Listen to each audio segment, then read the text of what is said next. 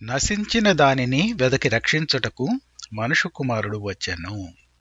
చిన్న ప్రార్థన చేసుకుందామండి. దయమేయుడైన తండ్రి, సాయంత్ర సమయం ముందు మీ పరిశుద్ధమైనటువంటి సాన్నిధ్యమునకు మేము వచ్చి కొంత సమయం ప్రభువా మీ వాక్యమును నాయన ధ్యానించవలని ఆశించుచుండగా మాకు కావలసినటువంటి వాక్యమును మీరు దయచేయండి. మీ వాక్యమును వినేటువంటి వారంగాను దానికి లోబడి మా హృదయంలో మేము ఫలించేటువంటి వారిని గాను మమ్మల్ని చేయండి. క్రీస్తునామందు వేడుకొంచున్నాం తండ్రి, ఆమేన్. లూకాసు వార్త 19వ అధ్యాయము 1 నుండి 10 వరకు చదువుకుందామండి. ఆయన సంచరించుచు యెరికో పట్టణములో ప్రవేశించి దాని గుండా పోవుచుండెను. ఇదిగో సుంకపు గుత్తదారుడును ధనవంతుడునైన జక్కయ్య అను పేరు గలవకుడు యేసు ఎవరోయని చూడగోరిను గాని పొట్టివాడైనందున జనులు గుంపు కూడి ఉండుట వలన చూడలేకపోయాను. అప్పుడు యేసు ఆ త్రోవను రానయ్యుండెను గనుక అతడు ముందుగా పరిగెత్తి ఆయనను చూచుటకు ఒక మేడి చెట్టు ఎక్కాను. యేసు ఆ చోటికి వచ్చినప్పుడు కనులెత్తి చూచి, జక్కయ్య, త్వరగా దిగుము, నేడు నేను నీ ఇంట ఉండవలసి ఉన్నదని అతనితో చెప్పగా అతడు త్వరగా దిగి సంతోషముతో ఆయనను చేర్చుకొనెను. అందరూ అది చూచి ఈయన పాపి అయిన మనుషుని యొద్ద బస చేయ వెళ్ళెనని చాలా సణుగుకొనిరి. జక్కయ్య నిలువబడి, ఇదిగో ప్రభువా, నా ఆస్తిలో సగము బీదలకిచ్చుచున్నాను. నేను ఎవని యొద్దనైనా అన్యాయంగా దేనినైనను తీసుకునే ఎడల అతనికి 4 గంతలు మరలా చెల్లింతునని ప్రభువుతో చెప్పాను. అందుకు యేసు, ఇతడును అబ్రహాము కుమారుడు, ఎందుకనగా నేడు ఇంటికి రక్షణ వచ్చి ఉన్నదని చెప్పాను. నశించిన దానిని వెదకి రక్షించుటకు మనిషి కుమారుడు వచ్చెనని అతనితో చెప్పాను. ఈ చదువుబడినటువంటి వృత్తాంతమును మనం చూచినట్లయితే ఇక్కడ యేసు ప్రభువు యెరికో ద్వారా వెళుతున్నట్లుగా మనం చూస్తూ ఉన్నాము. ఈ యెరికో అనేటువంటి పట్టణానికి పాత నిబంధన కాలం నుండి చాలా ప్రాముఖ్యత ఉన్నట్లుగా మనం బైబిల్లో చూడవచ్చు. ఇప్పుడు ఆ విషయాలన్నీ కూడా చూచే అంత సమయం మన దగ్గర లేదు. కాబట్టి కొత్త నిబంధన కాలములో ఈ పట్టణమునకు దగ్గరలో 2 గుడ్డివారిని క్రీస్తు ప్రభువు స్వస్థపరిచినట్లుగా చెప్పబడుతున్నది. ఈ పట్టణము ధనవంతులతో నిండి ఉన్నట్లుగా చెప్పబడుతున్నది. అయినప్పటికీ ఈ పట్టణంలో అనేక మంది అడుక్కునేటువంటి వాళ్ళు, యాచకులైనటువంటి వాళ్ళు ఉన్నట్లుగా చెప్పబడింది. కొత్త నిబంధనలో ఉన్నటువంటి ఈ యెరికో పట్టణము హేరోదు రాజు ద్వారా నిర్మించబడినట్లుగా చెప్పబడుతున్నది. ఇది పాత నిబంధన కాలంలో చెప్పబడినటువంటి ఆ యొక్క యెరికో పట్టణమునకు దక్షిణమున దాదాపు 1 మైలు దూరములో దీని యొక్క లొకేషన్ ఉన్నట్లుగా చెప్పబడుతూ ఉన్నది. ఈ దినమున ఉన్నటువంటి ఈ యెరికో పట్టణము ఈ పాత కొత్త యెరికో పట్టణములు ఈ రెండిటి యొక్క కలయికగా ఉండటం మనం చూడవచ్చు. ఈ భాగంలో మనము జక్కయ్యను గురించి చదువుతూ ఉన్నాము. ఈయన ఒక ట్యాక్స్ కలెక్టర్ యొక్క అధిపతి అని చెప్పబడుతూ ఉన్నది. లేకపోతే పబ్లికన్ అని అంటారు. ఆ దినాల్లో పబ్లికన్ అని చెప్పి అంటూ ఉండేవాళ్ళు అనమాట. ఈయన యెరికో చుట్టుపక్కల ప్రాంతంలో ఉన్నటువంటి ఒక ధనవంతుడు. ఈయన యొక్క వృత్తి ఏంటంటే ఈ ట్యాక్స్ను కలెక్ట్ చేసేటువంటి పని అనమాట. ఆ దినములలో బైబిల్ కాలంలో కొత్త నిబంధనలో యేసు ప్రభు ఉన్నటువంటి సమయంలో రోమా ప్రభుత్వం కింద ఇశ్రాయేలు సామ్రాజ్యం అంతా కూడాను ఉంటూ ఉండేది. వీళ్ళకి వాళ్ళ యొక్క కట్టుబాట్లను, వరక మతాచారాలను, వాటన్నిటిని అవలంబించుకునేటువంటి ఆ యొక్క వెసులుబాటు ఆ రోమా ప్రభుత్వం వీళ్ళకి ఇచ్చినప్పటికీ పన్ను మాత్రం వారికి రోమా ప్రభుత్వానికి కట్టాలని చెప్పి రోమా ప్రభుత్వం నిర్ణయించింది. కాబట్టి ఇశ్రాయేలు ప్రజలంతా కూడాను రోమా ప్రభుత్వానికి పన్ను కట్టేటువంటి వాళ్ళై ఉండేవాళ్ళు. ఆ కాలంలో రోమా ప్రభుత్వం అంటే వరల్డ్ పవర్ అన్నమాట. అంటే దాని యొక్క సామ్రాజ్యం చాలా విస్తరించి ఉన్నది. అంత ఎక్కువ ప్రాంతంలో ఈ యొక్క ట్యాక్స్ కలెక్ట్ చేయటం అనేటువంటి పనిని సులువుతరం చేసుకునేందుకు వాళ్ళు ఏం చేశారంటే గుత్తేదారుల్ని నియమించుకున్నారు. అంటే మరొక విధంగా చెప్పాలంటే ఇప్పుడున్నటువంటి కాంట్రాక్టర్స్ ఉంటారు కదా, ఈ కాంట్రాక్టర్స్ లాంటి వాళ్ళని పాట ద్వారా వాళ్ళని నిర్ణయించుకునే వాళ్ళు అనమాట.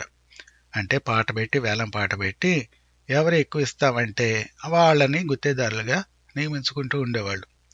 ఇతని యొక్క పని ఏంటంటే నిర్ణయించినటువంటి ఆ యొక్క పన్నును వసూలు చేసి ప్రభుత్వానికి ఇతనికి ఏదో కొంత ఉంచుకొని మిగిలినటువంటిది ప్రభుత్వానికి కట్టవలసినటువంటి పనిగా ఉండేది అది. అయితే వీళ్ళు ఏం చేసేవాళ్ళంటే నిర్ణయించిన దానికన్నా కూడాను ఎక్కువ వసూలు చేస్తూ అది వీళ్ళ దగ్గర అట్టి పెట్టేసుకుంటూ వీళ్ళు ధనవంతులుగా అవుతూ ఉండేవాళ్ళు. అందువలన ఈ ట్యాక్స్ కలెక్టర్స్ అంటే ఎవరు కూడా లైక్ చేసేటువంటి వాళ్ళు కాదు. ఈ ఇశ్రాయేలు ప్రజలు ఈ రోమా ప్రభుత్వానికి వారి యొక్క అప్రెషన్లో ఉన్నారు, వారి క్రింద వారి అధికారంలో ఉన్నారు కాబట్టి వారికి పన్ను చెల్లించటం అనేటువంటిది వీళ్ళకి ఇష్టం ఉండేటువంటిది కాదు. ఈ రెండవది ఏంటంటే ఈ ట్యాక్స్ కలెక్ట్ చేసేటువంటి వాళ్ళు ఈ గుత్తేదారుడు ఏం చేసేవాడంటే ఏజెంట్లను వాళ్ళను నియమించుకునేవాడు. వీళ్ళెవరంటే యూదులే. అంటే యూదులే వచ్చి ట్యాక్స్ కలెక్ట్ చేసి ఆ గుత్తేదారునికి డబ్బు ఇస్తే ఆ డబ్బుని అతను రోమా ప్రభుత్వానికి కడుతూ ఉండేవాడు.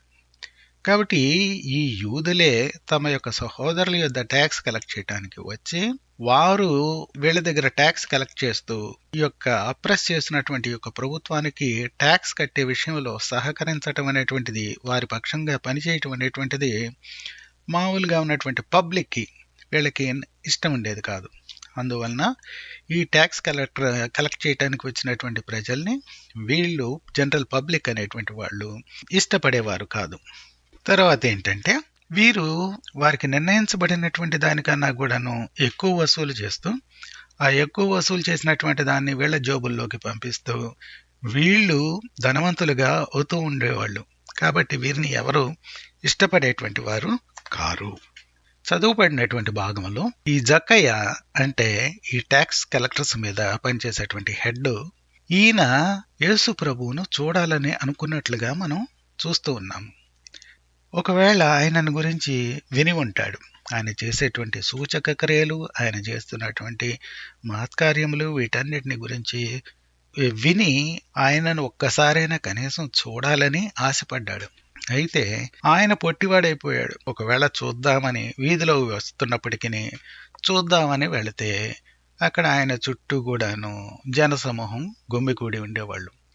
ఈయన పొట్టివాడైపోవడంతో ఈయన చూడబోతే ఈయనకు ముందున్నటువంటి మనుషులు కనపడుతున్నారు తప్ప అసలు యేసు ప్రభు అని ఎక్కడ ఆయనకి ఛాయ కూడా కనపడతలేదు. ఈయన ఎలా చూడాలా అని చెప్పి చూడాలని అయితే మాత్రం లోపల చాలా ఆశ ఉన్నది. కానీ చూడటానికేమో పరిస్థితులు సహకరించట్లేదు. కాబట్టి ఏమి చేయాలా అని చెప్పి ఆలోచిస్తున్నాడు. అయితే ఈ సమయంలో యేసు ప్రభు ఒక మార్గం గుండా వెళుతున్నాడు అనేటువంటి విషయం ఆయనకి తెలిసింది. వెంటనే ఆయనకి మనసులోనికి ఒక ఐడియా వచ్చింది. ఆ వెళ్ళేటువంటి మార్గంలో ఒక చెట్టు ఉన్నట్లుగా ఆయనకి గుర్తొచ్చింది. ఆ చెట్టు ఎక్కినట్లయితే ఆ చెట్టు పైన ఉంటాడు కాబట్టి మనుషులందరికన్నా పైన ఉంటాడు కాబట్టి ఎత్తులో ఉంటాడు కాబట్టి యేసు ప్రభువును చూసేటువంటి అవకాశం దొరుకుతుంది అని ఆలోచించాడు.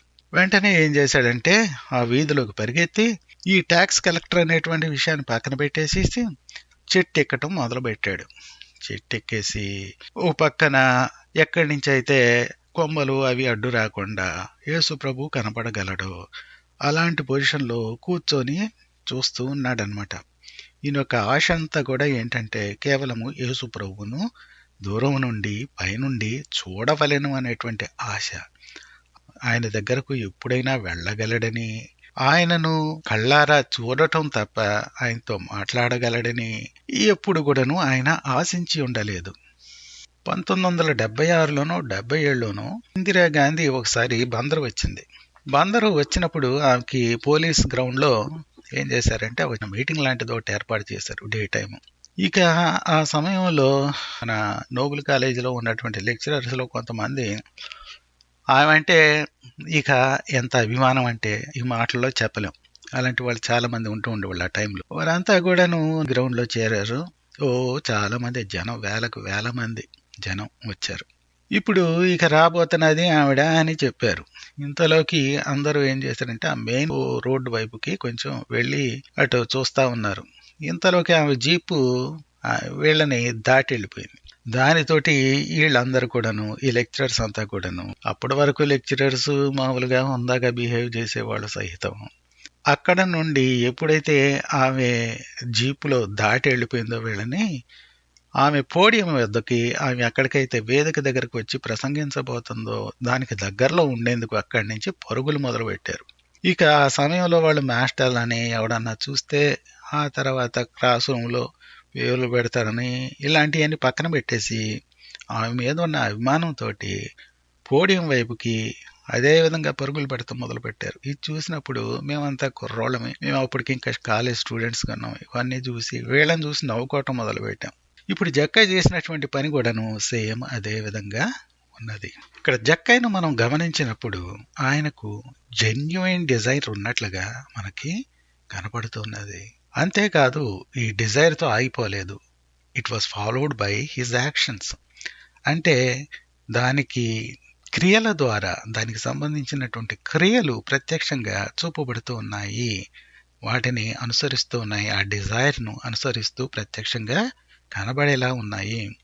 ఏమీ సిగ్గు అని అనుకోకుండా తాను యేసు ప్రభును చూడాలనేటువంటిది ఒకే ఒక ధ్యేయంతో ముందుకు వెళుతూ చెట్టెక్కటానికి నిర్ణయించుకున్నాడు. అలా చేశాడు. ఈ యొక్క విషయాల్ని మనం గమనించినప్పుడు మనకు యాక్షన్స్ ఎలా ఉంటున్నాయి అనేటువంటిది మనం జాగ్రత్తగా పరిశీలించుకోవాలి.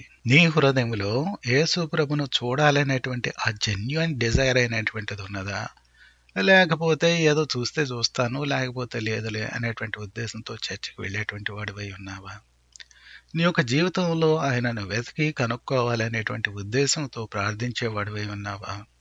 లేకపోతే ఆయన యొద్దకు వస్తే రొట్టె ముక్కలు దొరుకుతాయి అనేటువంటి ఉద్దేశం చేత ఆయనను వెంబడించాలని ఆశపడేటువంటి వాడివై ఉన్నావా?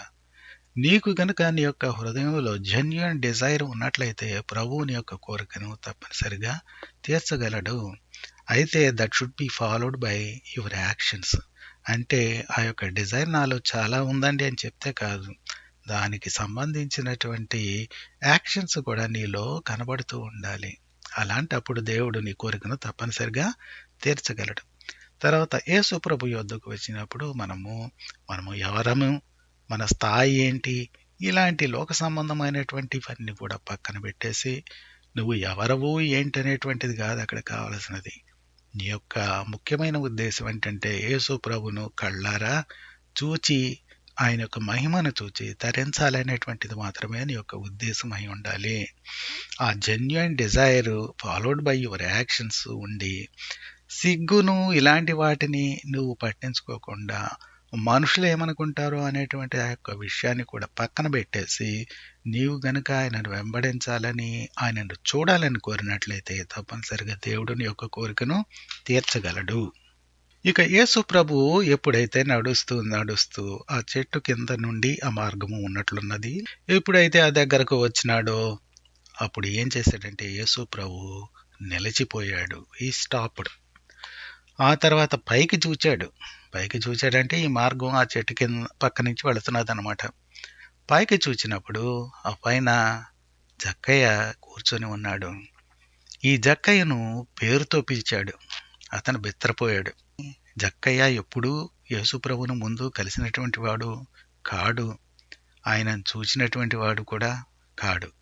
ఆయన యొక్క పేరు యేసుప్రభుకు తెలుసు అని చెప్పి జక్కయ్యకు తెలియదు. అయితే యేసు ప్రభు అక్కడికి వచ్చినప్పుడు నిలిచిపోవటమే ఆయన ఏంట్రా నిలిచిపోయాడు అని అనుకుంటే, పైకి చూసి తనను పేరు పెట్టి పిలవటం అనేటువంటిది చూసినప్పుడు తనకు ఎంతో సంతోషము, సంబరము, ఆశ్చర్యము హృదయంలో కలగటం ప్రారంభించినది. అప్పుడు యేసు ప్రభు ఏమన్నాడంటే, నువ్వు త్వరగా దిగిరమ్ము, నేను నీ ఇంట ఈ దినము ఉండవలసి ఉన్నది అని చెప్పాడు. నువ్వు త్వరగా దిగిరమ్ము అన్నాడు. సరే, త్వరగా అప్పటికే ఆ సంభ్రమాశ్చర్యములతోటి అడుగు వేయవలసినటువంటి చోట వేయకుండా కింద మీద పడతా ఉన్నాడు. ఆ సమయంలో వచ్చేయటానికి ఒకవేళ దూకేద్దామని ట్రై చేసేయడం కిందకి మనకి తెలియదు ఆ సంబరంలో.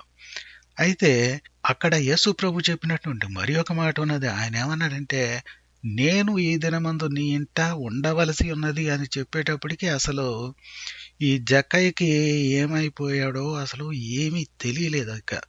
ఎందుకంటే అటువంటి దినము, అటువంటి మాట, అటువంటి సందర్భము తన జీవితంలో ఇప్పటి వరకు ఎప్పుడు జరగలేదు. తాను ఊహించినది ఒకటి, కేవలం యేసుప్రభుని చూడాలని మాత్రమే. అయితే యేసుప్రభు నా ఇంటికి వచ్చి నా ఇంట ఉండాలని అంటుంటే అది ఎలా ఉంటుందో ఆలోచించుకోండి. కాబట్టి జక్కయ్యకు ఈ విధమైన పరిస్థితి తటస్థించేటప్పటికల్లా తాను సంభ్రమాశ్చర్యంలో మునిగిపోయిన వాడే క్రిందకి వెంటనే దిగి వచ్చేసి చాలా సంతోషంతో యేసు ప్రభుని తన ఇంటికి ఆహ్వానించాడు. సరే, యేసు ప్రభును వెంట పెట్టుకొని అతి ఆప్యాయతగా తన ఇంటికి తీసుకుని పోయాడు. తీసుకుని వెళ్ళిన తర్వాత అక్కడ తన యొక్క గృహము గొప్పవాడు కాబట్టి జెరికో ప్రాంతంలో ఉన్నటువంటి one of the richest houses అయి ఉండవచ్చు. ఇప్పుడు యేసు ప్రభు ఎప్పుడైతే ఇంట్లోకి వెళ్ళాడో తానకి అసలు నోట మాట రావటం లేదు. తాను ఎంత సంభ్రమం ఆశ్చర్యములతో మునిగిపోయి ఏమి చెప్పాలో తెలియటం లేదు, ఏం చేయాలో తెలియటం లేదు. ఇక్కడ మనము జక్కయ్య చేసినటువంటి పనిని ఆలోచించాలి. మొట్టమొదటిగా అతను ఆశతో ఆ చెట్టెక్కినాడు, చూడవలెనని మాత్రమే ఎక్కినాడు. అయితే యేసు ప్రభు వచ్చి తనను పిలిచి త్వరగా కిందికి దిగి రమ్మన్నాడు. తాను వెంటనే కిందకి దిగి వచ్చినాడు. రెండవది ఏం చేసినాడంటే ఎంతో ప్రేమతోనూ ఆప్యాయతతోనూ తాను యేసు ప్రభువుని ఇన్వైట్ చేసి తన గృహమునకు ఆయనను వెంట తీసుకుని పోయినాడు. మనం స్పిరిచువల్ లైఫ్లో చర్చికి వస్తూ ఉంటాము, యేసు ప్రభుని గురించి విని ఉంటాము, యేసు ప్రభు చేసినటువంటి సూచక క్రియలన్నీ మనం చదివి ఉంటాము, విని ఉంటాము. ఎంతోమంది యొక్క సాక్ష్యాలు మనం ప్రార్థనకు వెళ్ళినప్పుడు విని ఉంటాము, ఇతరత్రా కూడా విని ఉంటాము. మనలో అది వింటున్నప్పుడు ఎంతో యేసు ప్రభును మన యొక్క హృదయంలోనికి ఇన్వైట్ చేయాలనేటువంటి యొక్క ఆశ కలుగుతూ ఉండవచ్చు. కానీ ఆ విధంగా మనం చేయలేకపోతూ ఉన్నాము. ఎందుకు అనేటువంటి విషయాన్ని మనం ఆలోచించాలి. చాలాసార్లు వెంటనే మనం లోబడము. ఇక్కడ జక్కయ్య వెంటనే క్రిందికి దిగి వచ్చినాడు. యేసు ప్రభు అన్నాడు, త్వరగా కిందికి దిగి రమ్మన్నాడు. దిగి రమ్మని చెప్పలేదు, త్వరగా దిగి రమ్మని చెప్పాడు. త్వరగా దిగి వచ్చినప్పుడు తనను యేసు ప్రభువు అభినందించాడు. యేసు ప్రభు తనతో పాటు తన యొక్క గృహమునకు వెళ్ళటానికి సిద్ధపడ్డాడు. ఎన్ని సంవత్సరాల నుండి నీవును నేనును గుడికి వస్తూ ఉన్నాము. ఎంత వాక్యము నీకును నాకును వినబడుతూ ఉన్నది, వినబడింది. ఎన్నిసార్లు చర్చిలో కూర్చున్నప్పుడు, వాక్యమును వింటున్నప్పుడు, టెస్ట్ మనీస్ వింటున్నప్పుడు మనము ఎన్నిసార్లు ప్రభువుకు మనలను మనం సమర్పించుకోవాలని చెప్పి ఆయనను హృదయంలోనికి ఇన్వైట్ చేయాలనేటువంటి ఆశ కలిగింది. అయితే దానికన్నా యేసు ప్రభువు కన్నా కూడాను నీవు ఎక్కువగా ప్రేమించేటువంటిది ఏదో నీ యొక్క హృదయంలో ఉండటం వలన, అది నీ యొక్క ధనమై ఉండవచ్చు, నీవు ఈ లోకంలో ప్రేమించేటువంటి ఇంకా ఇతరమైనటువంటిది ఏదైనా సరే, అది ఏం చేస్తున్నదంటే క్రీస్తుకు మొదటి స్థానమును ఇవ్వకుండా అది ఆపేస్తున్నది. ఎందుకంటే క్రీస్తుకు ఇవ్వవలసినటువంటి స్థానము, మొట్టమొదటి స్థానము దేవుడు నీ యొక్క హృదయంలో కోరుతున్నాడు. ఆ యొక్క స్థానమును ఇవ్వకుండా నీలో ఏదో ఒకటి అడ్డుపడి దాన్ని ఆపేయటం వలన నీవు లోబడడం వలనటువంటి మనిషిగా ఉంటున్నావు. నీవు గనక వెంటనే దిగి వచ్చి యేసు ప్రభును నీ యొక్క హృదయంలోనికి ఇన్వైట్ చేసేటువంటి వ్యక్తివే కాగలిగినట్లయితే ఇతని ముందు ఆయన నీ ఇంటికి వచ్చి నీతో కూడా నీ ఇంటిలో ఉండటానికి ఆయన సిద్ధంగా ఉన్నాడు. ఈ విషయాన్ని మనం గుర్తించి గమనించాలి. ఇక్కడ జక్కయ్య ఎప్పుడు కూడా క్రీస్తు ప్రభువును ముందుగా ఎరిగినటువంటి వాడుగా కాకపోయినప్పటికీ, అంటే పర్సనల్ గా కలుసుకొని ముఖ పరిచయం ఉన్నటువంటి వ్యక్తిగా ఉండకపోయినప్పటికీ, యేసు ప్రభువు ఆ చెట్టు కిందకు వచ్చినప్పుడు ఆగిపోయి పర్సనల్ గా జక్కయ్యను పేరు పెట్టి పిలిచి కిందికి దిగిరమ్ము అని చెప్తున్నాడు. నీ యొక్క హృదయంలో గనక జెన్యూన్ డిజైర్ అనేటువంటిది యేసు ప్రభును చూడవలనని, ఆయనను కలుసుకొనవలనని, ఆయనను హృదయంలోనికి ఆహ్వానించాలనేటువంటి ఆ యొక్క జెన్యూన్ డిజైర్ గనక ఉన్నట్లయితే, ఆ థర్స్ట్, ఆ తృష్ణ గనక నీలో ఉన్నట్లయితే దేవుడు తప్పనిసరిగా దానిని తీర్చగలడు. తర్వాత చర్చికి నువ్వు వచ్చేటప్పుడు నువ్వు సరైనటువంటి డిజైర్తో గనక ప్రభు యొద్ద నుండి నేను ఈ దినముందు ఏదైనా పొందాలి, ఈ దినము వాక్యము ద్వారా నేను నా యొక్క తృష్ణను తీర్చుకొనవలను, నా హృదయంలో ఉన్నటువంటి ఈ యొక్క అవసరతను దేవుడు తప్పక ఈ రోజును తీర్చగలడు అనేటువంటి ఉద్దేశము చేత, ఆశ చేత వచ్చినట్లయితే నువ్వు వాక్యం వినేందుకు తప్పనిసరిగా దేవుడు నిన్ను ఆశీర్వదించి నీ యొక్క ఆశను తప్పనిసరిగా తీర్చగలడు.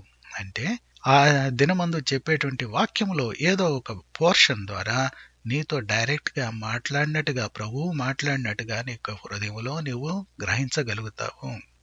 ఒక్కోసారి మనం ఏం చేస్తామంటే, ఈరోజు ప్రసంగం ఎవరది బ్రదర్, పలానా అయిందా, అయితే వద్దులేండి, ఇంటి దగ్గర ఉండిపోవటానులేండి అని ఆ దినం సర్వీస్కి వెళ్లకుండా ఆగిపోతూ ఉంటాం. ఎందుకని? అక్కడ చెప్పేటువంటి వ్యక్తి మీద నీకు సరైనటువంటి మంచి అభిప్రాయం లేదు. అలా కాదు, నీవు గనుక సరైనటువంటి డిజైర్ కలిగినటువంటి వ్యక్తివైనట్లయితే, నువ్వు నిజమైన ఆశతో గనుక నీవు సర్వీస్కి, ప్రార్థన కూటమునకు వచ్చినట్లయితే, దేవుడు నీ యొక్క ఆశను తీర్చి నీ యొక్క అవసరతను తీర్చగలిగిన వాడై ఉంటాడు.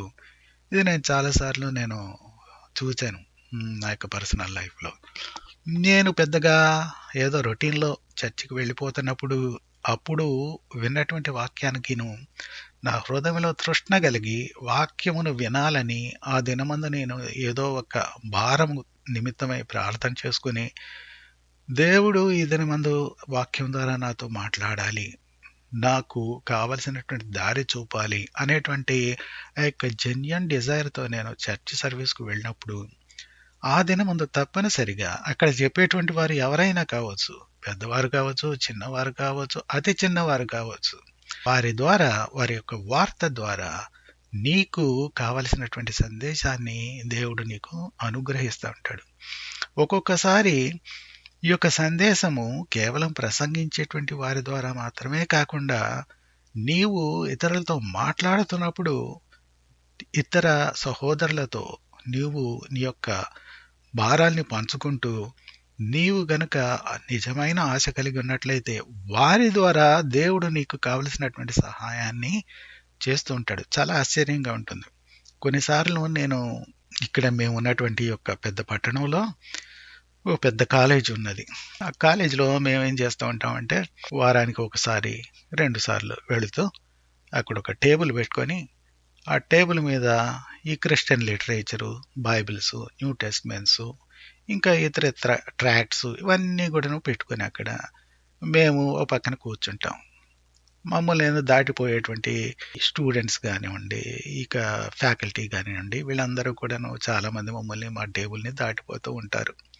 కొంతమంది మా టేబుల్ దగ్గరికి వచ్చి అడిగి ఇదంతా ఏంటి అని అడిగి తెలుసుకుంటూ ఉంటారు.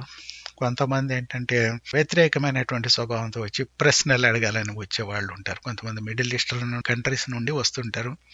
వాళ్ళు ఏంటంటే ఇతర రిలీజియన్స్కి సంబంధించినటువంటి వారు కాబట్టి, వారు నమ్మేటువంటి దాని అందు వారికి పూర్తిగా వారికి విశ్వాసం ఉంటుంది.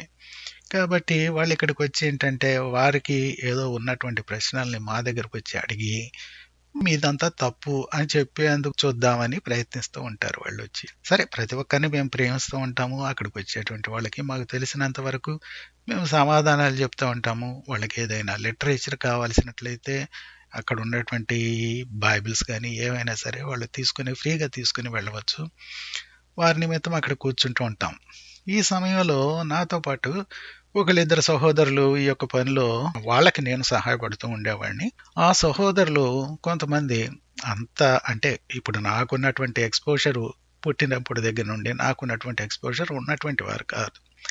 అయినప్పటికీ వారి ద్వారా వాళ్ళతో కూర్చొని, అంటే ఊరికినే కూర్చోం కదండి, వారితో మనం మాట్లాడుతూ ఉంటాం మిగిలినటువంటి సమయంలో.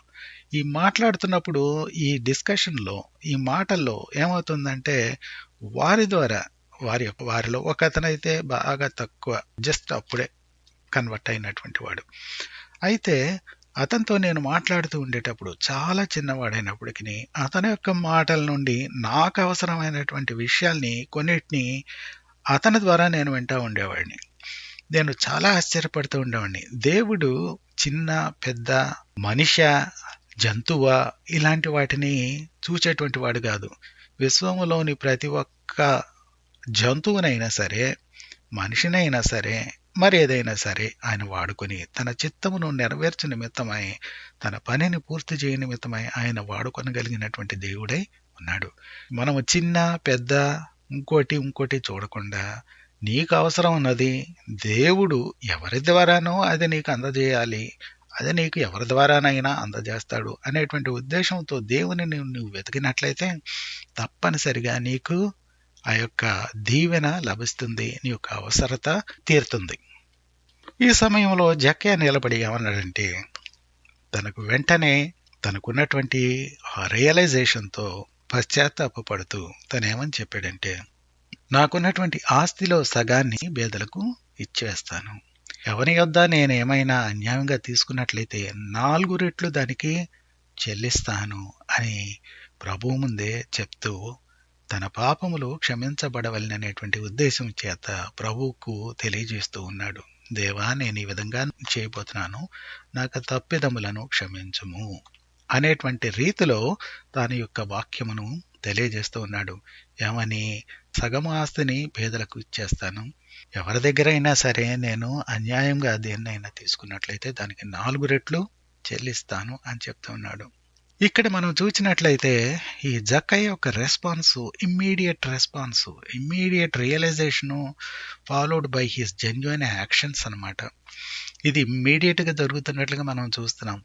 ప్రభువు వాళ్ళ ఇంటికి వచ్చి వెళ్ళిపోయిన తర్వాత కొన్ని రోజులకో కొంతకాలానికో జరిగినటువంటి విషయం కాదు. ప్రభు అక్కడ ఉన్న సమయంలోనే వెంటనే జరుగుతున్నటువంటి విషయం.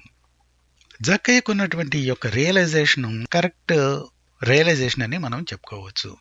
అది నమ్మదగినటువంటిది. ఎందుకంటే తాను చేస్తున్నటువంటి పని ఏంటంటే, తప్పిదము చేసినట్లయితే దానికి కొన్ని రెట్లు ఎక్కువగా చెల్లించటానికి తను సిద్ధపడుతూ ఉన్నాడు. అదేవిధంగా తన ఆస్తిలో సగం భాగానికి పేదలకు ఇచ్చేస్తూ ఉన్నాడు. ఇక మరి తనకు ఏం మిగిలినై ఉన్నది అనేటువంటి విషయాన్ని పక్కన పెట్టేశాడు. తను చేసినటువంటి తప్పిదమును సరిచేసుకున్నటకు, అది పోయేందుకు తాను ఏదైనాను చేయటానికి సిద్ధపడి చేస్తూ ఉన్నట్లుగా మనం చూస్తూ ఉన్నాము. ఇది అందరిలో ఉండదు. అయ్యో బాబో, ఇంత రెస్టిట్యూషను ఇవన్నీ చేయాలంటే నా వల్ల కాదు, నేను దేవుని దగ్గర ఏదో ఒప్పుకొని విడిచిపెట్టాలంటే దేవుడు నాకు ఎలాగో కనపడడు కాబట్టి ఆయనకి నాకు ఏ విధంగా నేను చూసి మొహమాట పడాల్సినటువంటి అవసరం ఏమీ లేదు కాబట్టి, మనుషులలాగా దినదినము వారి మొహాలు నేను చూడాల్సినటువంటి అవసరం లేదు కాబట్టి ఆయన దగ్గర ఒప్పుకుంటానికి నాకేం ప్రాబ్లం లేదు అనుకునేవాళ్ళు చాలా మంది ఉన్నారు. కానీ మనుషుల దగ్గరికి వెళ్ళి ఒప్పుకుంటే తెల్లారలేసిన దగ్గర నుంచి 4 సార్లు కనపడతారు. వాళ్ళు చూసినప్పుడల్లా, నా మొహాన్ని చూసినప్పుడల్లా మర్నాటి నుండి అదో రకంగా నవ్వుతూ ఉంటారు. నేను నా మొహాన్ని ఎలా పైకెత్తుకోవాలి అనుకునేటువంటి వాళ్ళు చాలా మంది ఉన్నారు. ఈ కారణం చేత అసలు రెస్టిట్యూషన్ అనేటువంటిది, తిరిగి ఇచ్చేయటం అనేది, మనుషుల దగ్గరికి వెళ్ళి నేరుగా సమానపడటం అనేటువంటిది, నన్ను క్షమించండి అని అడగటం అనేటువంటిది ఎంతో న్యూనతగా భావించుకునేటువంటి మనుషులు ఉన్నారు. నన్ను క్షమించండి అనే మాట కొందరిలో నుంచి అసలు రానే రాదు. ప్రత్యక్షంగా అక్కడ ఎవిడెన్స్ కనబడుతూ, ఇదిగో నువ్వు చేసిన తప్పు ఇట్లా కనబడుతున్నది కదా, దీని విషయం నువ్వేమంటావని అడిగితే, ఏమోనండి నాకు తెలియదండి, అది నేను చేయలేదండి, ఇదిగో రైటింగ్ టాలీ అయ్యింది కదా, ఏంటి నీ రైటింగును అక్కడ ఉన్నటువంటి రైటింగ్ టాలీ అయింది కదా, నేను రాయలేదండి, నా అలాగా రాసేవాళ్ళు చాలా మంది ఉండొచ్చు అండి. ఇలాంటివి ఎన్నో మనం చెప్తూ ఉంటాము. కాబట్టి ప్రియులరా, మనల్ని మనం మోసం చేసుకుంటున్నాం. ఇలాగ మనల్ని మోసం చేసుకోకుండా మనం జెన్యున్గా రియలైజ్ అయ్యి ప్రభు యొద్దకు వచ్చినట్లయితే ప్రభు మనకి తప్పనిసరిగా సహాయం చేయగలడు. క్రీస్తు ప్రభువు ఈ మాటలు విన్న తర్వాత జక్కయ్య నోట నుండి వెంటనే ఏమన్నాడంటే, ఇతను కూడా అబ్రహాము కుమారుడే, నేడు ఇంటికి రక్షణ వచ్చి ఉన్నది అని సెలవిచ్చినాడు. వెంటనే జరిగిపోయినవి ఈ విషయాలన్నీ కూడాను. నీవు డిలే చేయకుండా నువ్వు వెంటనే ప్రభువుని నీ యొక్క హృదయంలోనికి సొంత రక్షకునిగా అంగీకరించడానికి సిద్ధపడిన వెంటనే ప్రభువు నీ పక్షమున వాదించి తండ్రి యొద్దకు నిన్ను నిరపరాధిగా ఆయన పక్షంగా పంపగలిగిన వాడై ఉన్నాడు. ఇక్కడ జక్కయ్యకు ఉన్నటువంటి రిపెంటెన్స్, ఆయనకు ఉన్నటువంటి యొక్క రిపెంటెన్స్ ఎలాంటిదంటే అది వెంటనే జరిగింది. Quick and genuine. దానిలో రెస్టిట్యూషన్ అనేటువంటిది ఇన్వాల్వ్ అయి ఉన్నది, తిరిగి ఇచ్చి వేయటం అనేటువంటిది ఇన్వాల్వ్ అయి ఉన్నది. అంటే మనుషుల దగ్గరకు వెళ్ళి ఒప్పుకొని దానిని తిరిగి ఇచ్చివేసి విడిచిపెట్టడానికి సిద్ధంగా ఉన్నాడు. వారు ఏమనుకుంటారు, నేను ట్యాక్స్ కలెక్టర్ని కదా, ఇన్కమ్ ట్యాక్స్ ఆఫీసర్ వెళ్ళి ప్రజల దగ్గరికి వెళ్ళి నేను చేసిన తప్పండి అని తిరిగి ఇచ్చి వేసేటువంటి సందర్భం ఎక్కడన్నా మీరు చూసారా? చూడం. ఇక్కడ ఈయన ఇన్కమ్ ట్యాక్స్ ఆఫీసర్గా పొజిషన్లో ఉన్నటువంటి వాడు, హెడ్ ఈయన. అయితే ఈయన ఆ పని చేయడానికి సిద్ధపడినాడు. ఆ తర్వాత ఆయన తిరిగి ఇచ్చి వేయటానికి మోషే నియమించినటువంటి ధర్మశాస్త్రం ప్రకారం ఎంత ఇవ్వాలో దానికి మించినటువంటిది ఇవ్వటానికి రెడీ అయినట్లుగా ఇక పండితులు చెప్తూ ఉంటారు. తర్వాత ప్రభువును ఒక సిన్సియర్ హార్ట్ అంటే సిన్సియర్గా ప్రభువును ప్రార్థించి ప్రభు యొద్ద తన యొక్క పాపములను క్షమించాలని చెప్పి తాను ఈ విషయములను తెలియజేసినట్లుగా మనం చూడవచ్చు. ఇక్కడ మనం చదివినటువంటి వృత్తాంతంలో ఎప్పుడైతే ప్రభువు జక్కయ్యతో నేను ఈ దినమందు నీ ఇంట ఉండవలసినది అని చెప్పి తనతో పాటు వెళ్ళటం ప్రారంభించాడో అక్కడ ఉన్నటువంటి ఇతర జనసమూహం అంతా కూడాను సనగటం ప్రారంభించారు. ఇదేమిటి, నిన్న మొన్నటి దాకా ఈ జక్కయ్య అనేటువంటి వాడు మా యొద్దకు వచ్చి, తన మనుషులు మా యొద్దకు వచ్చి మేము చెల్లించవలసిన దానికన్నా ఎక్కువ చెల్లించే వరకు మమ్మల్ని పీడించుకుంటూ తింటూ ఉండేవాడు. వీళ్ళ ఇంటికి దేవుడు వెళ్ళటం ఏంటి, ఎంత పరిశుద్ధుడైనటువంటి దేవుడు, ఈయన మెస్సియా అయితే అలాంటి వాళ్ళ దగ్గరికి ఎలా వెళ్తాడు? ఈయన ఏదన్నా వెళ్ళాలని అనుకుంటే ఇదిగో ప్రధాన యాజకుడు ఉన్నాడు, ఇంకోళ్ళు ఉన్నారు, వీళ్ళు పెద్దోళ్ళు ఉన్నారు, ఇలాంటి వాళ్ళు చాలా మంది ఉన్నారు, వీళ్ళందరి దగ్గరికి రావచ్చు. అయితే ఈ యొక్క తప్పుడు పనులు చేసేటువంటి వారి ఇంటికి వెళ్ళటం ఏంటి అని చెప్పి వీళ్ళ యొక్క వాదన అయి ఉన్నది. మనం యోనా గురించి విని ఉన్నాం కొంతకాలం క్రితం. యోనా కూడా అలాగే అనుకున్నాడు. ఏమనుకున్నాడంటే తాను నినివే పట్టణస్తుల్ని ప్రభు క్షమించకూడదు అనుకున్నాడు. ఎందుకంటే వారు అషూరీయులు కాబట్టి ఇశ్రాయేలీయులకు ఎప్పుడు కూడాను వారు వ్యతిరేకంగా పనిచేస్తూ ఉండేవాళ్ళు. కాబట్టి దేవుడు వాళ్ళని ఆశీర్వదించకూడదని, వాళ్ళని ఇప్పుడు శపించాలని చెప్పి తన మనసులో ఉద్దేశము. అందువలన దేవుడు వెళ్ళి వాళ్ళకి రాబోయేటువంటి ఉగ్రత గురించి తెలియజేయమని చెప్పినప్పటికీ తాను ఇష్టపడక వెళ్ళలేదు. ఎందుకంటే వాళ్ళు ఒకవేళ రిపెంట్ అయ్యి ప్రభువుకి ప్రార్థించినట్లయితే దేవుడు తను చేయనుద్దేశించినటువంటి ఆ కీడును చేయకుండా ఆపివేస్తాడేమోననేటువంటి ఉద్దేశం చేత తాను వెళ్ళి ప్రసంగించడానికి, వాళ్ళకి తెలియజేయటానికి ఆ వార్తని హెసిటేట్ చేశాడు.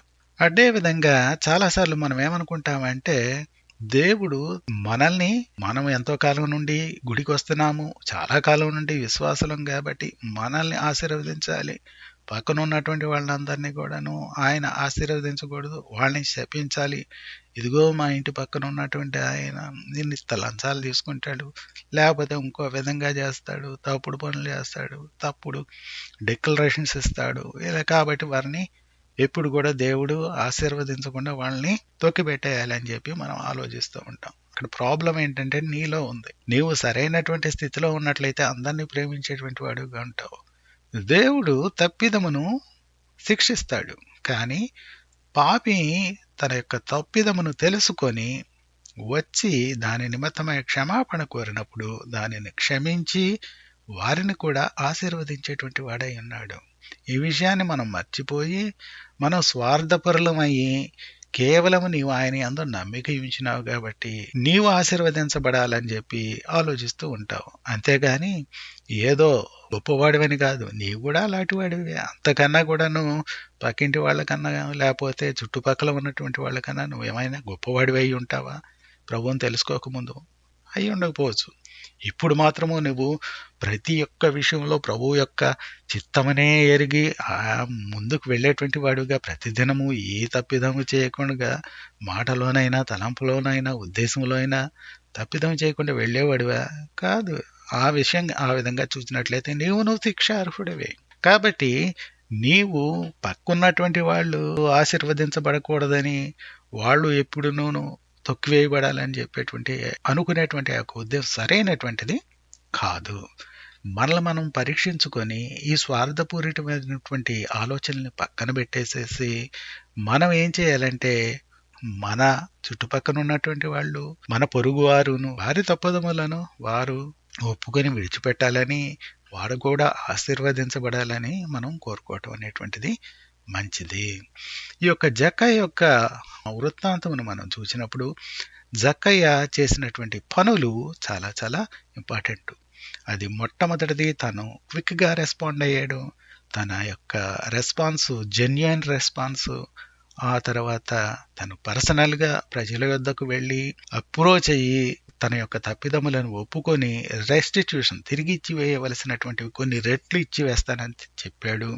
తనకి ఏ విధంగానూ సంబంధం లేనటువంటి ఆ యొక్క పేద ప్రజల నిమిత్తమే తన ఆస్తిలో సగం ఇచ్చేయటానికి సిద్ధపడ్డాడు.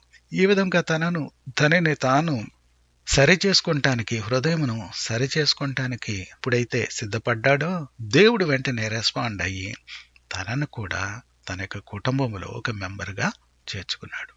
ఇదే విషయమును దేవుడు నీ యొక్క పక్షమునను నా యొక్క పక్షమునను చేయనై ఉన్నాడు.